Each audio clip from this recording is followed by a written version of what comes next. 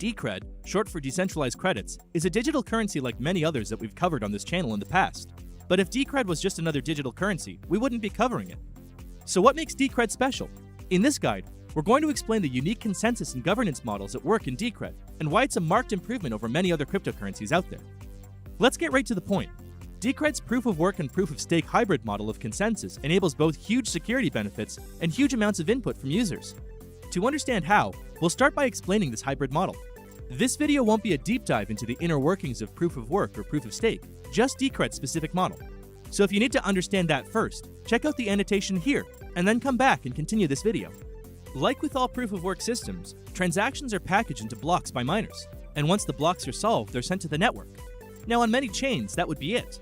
The blocks would get added, and the network moves on. But on Decred, the validation process begins here. 5 validators are chosen at random to verify the miner's work, and vote on if it should be added to the chain. Majority wins, so if at least 3 of the 5 validators vote yes, it goes to the chain. 60% of the reward for a valid block goes to the miners, 30% goes to the validators, and 10% goes to a fund that pays for further protocol improvement. But where do these randomized validators come from? Well, they can be anybody. Decred allows you to purchase tickets that act as your chance to validate. After a waiting period of about 1 day, your ticket will be added to the lottery pool. Tickets expire every 4 months, but you have a 99.5% chance of being chosen to validate a block within that time frame. So given that you validate a good block, you're almost certain to see a reward. The point of all this is to further disincentivize malicious forks and 51% attacks. Even if 51% of the proof-of-work mining power is owned by one person on Decred, the randomized validator pool can stop any malicious actions, assuming it hasn't been compromised by bad actors as well. It could theoretically be compromised too, so let's look at the cost of doing so. Decred's added validator system makes it about 22 times more expensive to attack successfully than Bitcoin, which is considered one of the most secure blockchains in operation.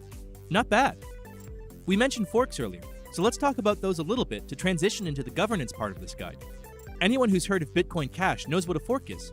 It happens when a significant number of people want to change to a network, and a similarly significant number don't.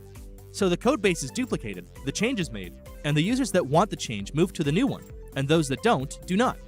Now that's how we end up with things like Bitcoin Cash, Bitcoin Gold, Bitcoin SV, and so on. Now this isn't inherently bad, but it can have some negative consequences. For example, new forks can reduce the hashing power on both chains. This means that on a strictly proof-of-work chain like Bitcoin, the bar for attack on both the new and old network gets lower.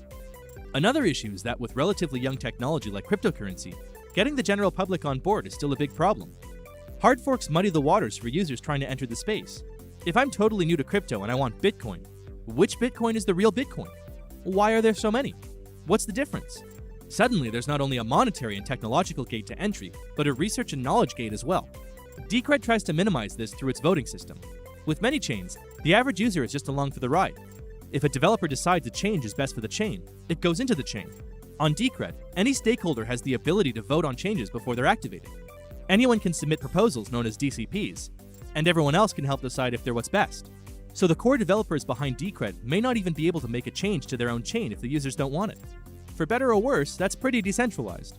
And so far, it's been going well. Decred's users have approved several changes to the chain's algorithms, and even implemented atomic swaps and Lightning Network features. Decred's combination of enhanced security and better user interaction has formed a very promising blockchain project. Well-defined and clearly outlined governance principles are hugely underrated in the crypto space, and can eliminate a lot of the issues that many currencies have and continue to face. Let's hope the success of Decred can push projects to adopt more creative and clear routes to security and governance.